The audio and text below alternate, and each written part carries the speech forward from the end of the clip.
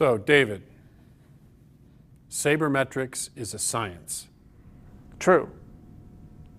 Am I? Okay, no, that's fine. Stop there if you want. No, but the idea is, has sabermetrics got enough scholarship, research behind it, a foundation of knowledge, where we can start treating it like a discipline, where people come in and actually do work in sabermetrics and advanced knowledge? I think so. I think that there's enough of a groundwork that has been laid where we have foundations and principles that are not so much that they're never going to change, but things that have been proven repetitively by multiple people, peer-reviewed, where we have a pretty solid understanding that these things are probably correct. And they, maybe in 100 years we'll find out that we missed some things. But I think we have a pretty solid foundation in understanding that this is the physics of how things work in this realm. And these rules are probably not going to change. And so we're certainly going to be able to learn and understand more. But I think we kind of have a ground floor that we can go from, and people can come and they can build on that and they can learn new things,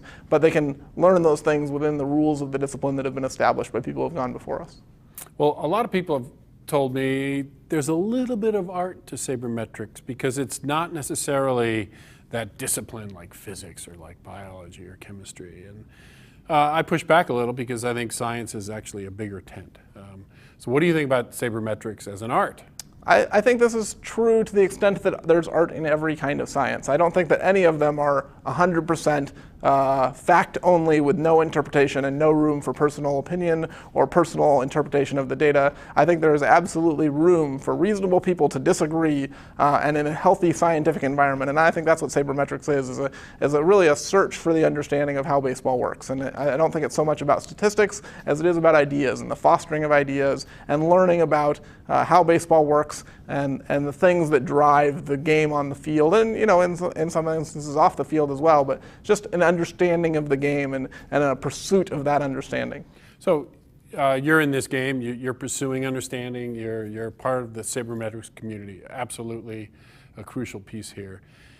Talk about that change from where you were just starting to think about these things and to the point where now you're one of the most important voices in sabermetrics. So growing up in Seattle, I was a huge fan of the Mariners in the mid-90s, and Ken Griffey Jr., everyone on TV told me, was a fantastic defensive outfielder. And then as the internet was becoming a thing in the early mid-90s and my dad hooked up our computer, I found a group of people online who would dare to tell me that Ken Griffey Jr. was not a good defensive center fielder. He dove for balls that other fielders like Kenny Lofton would have been able to run under with ease. And I got very angry and supported my favorite player with zeal. But eventually I started reading more of what these guys had to say and started reading guys like Rob Neyer and realizing that the things that they said were correct more often than things that I said. And I was like, well, maybe they're onto something because they keep making pretty good predictions and I keep making pretty terrible ones.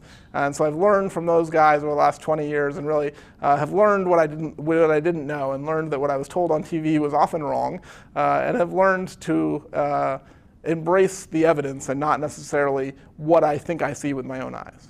Wonderful. So how did that occur, though? So you're in the 90s, you're a Seattle fan, you love Ken Griffey. What goes next in your sort of the arc of your career? Yeah, so I then kind of, as I started reading these guys who had been doing statistical analysis, I was always a math-inclined person. So I started reading kind of their formulas and the evidence-based way of looking at baseball. And I started writing for a site called Strike3.com, which is not in existence anymore, but it was founded in 1997. I did some prospect stuff for them. Along the way, a friend of mine named Derek Zumsteg worked at Baseball Prospectus. He got me a job there for about a year or so. And then I started a blog called USS Mariner with Derek and another friend of mine named Jason Michael Barker. We wrote about how terrible the Mariners were for a decade and criticized everything the organization did up and down and tried to use evidence to say, hey, don't trade Adam Jones. Hey, don't trade Asdrubal Cabrera. Hey, stop everything you're doing. These are all terrible ideas. Don't give Carlos Silva $50 million.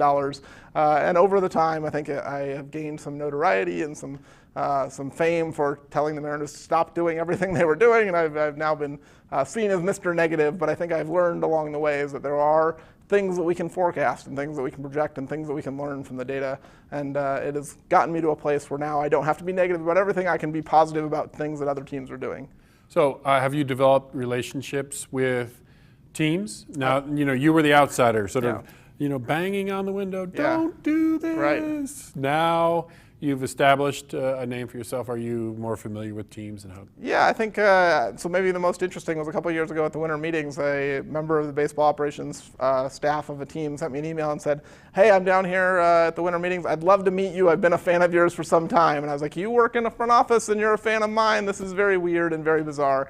Now he's one of my good friends, and so just developing some of these relationships with people who think similarly or think that not everything I say is crazy has been really fun. And just not even necessarily developing sources where I'm getting inside information to leak as rumors, but just to have conversations with people as almost a check. And what do I say? Here's what I think I see from the outside. You have better data. You have better access to the players. What do you know? And where do your feelings on this lie? And if they think similarly, then it helps me understand that I'm not totally off on the wrong path. And so I've developed some friends in the game who've been very helpful and have helped kind of guide my understanding and filled in the gaps of the things we can't get publicly. Yeah. So do you feel like you've moved from an outsider rebel to an insider player? I think I'm maybe an insider rebel. I think still a little bit of a rebel. I like to have strong opinions, and my boss likes me to have strong opinions. It's a good thing on the internet to stand behind your beliefs and to kind of make claims that you can defend. I think that's kind of a quality thing to do, is to say, here's a thing that I think I can prove. So that's still something I think I do, and it comes off as a little rebellious sometimes, but that's okay. It's how you learn. And but I do think I've learned more, I've grown, and I've learned that the teams know much more than I thought they did 10 years ago, because they know more than they did 10 years ago. Now, so talk about just the entry into the Fangraphs staff and working for Dave. Yeah.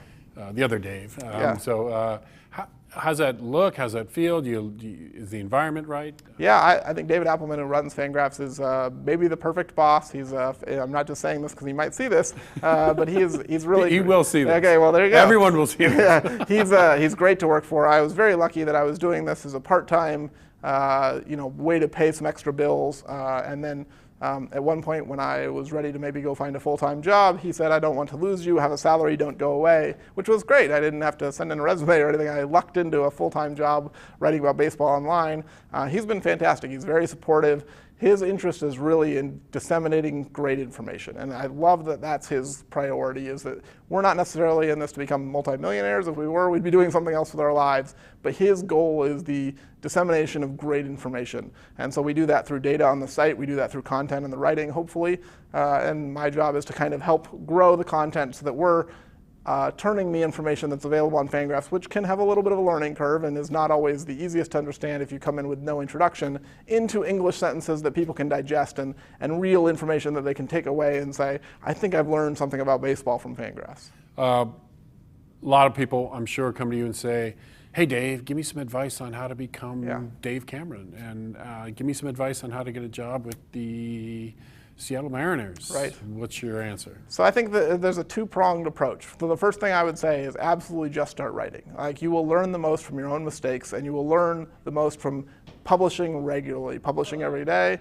If you go out there and you say, I'm going to test things, I'm going to keep writing, I'm going to keep trying things, you're going to find out how much you really want to do this, first of all, and whether you want to dedicate your life to baseball research and to the game itself. But at the same time, you're also going to build a portfolio, and you're going to show how your thought process works, and you're going to give other people a chance to evaluate you. And so when someone comes to me and says, I want to work for Fangraphs, or I want to work in Major League Baseball, my first instinct is like, show me what you've done, show me what you've built, show me that you think in a way that is interesting and different than other people, and you can come to conclusions that might advance the understanding of what we have, and you're not just regurgitating what someone else has said. So if you want to pursue a career in baseball writing or in baseball front offices, start creating, start building things, even if they don't work. That's okay. You'll learn from the things that don't work, and you'll show the people, your future employers, here's things that I was motivated enough and I was inspired enough to do. Even if you think that they're wrong and you eventually replace them, they're still going to be great.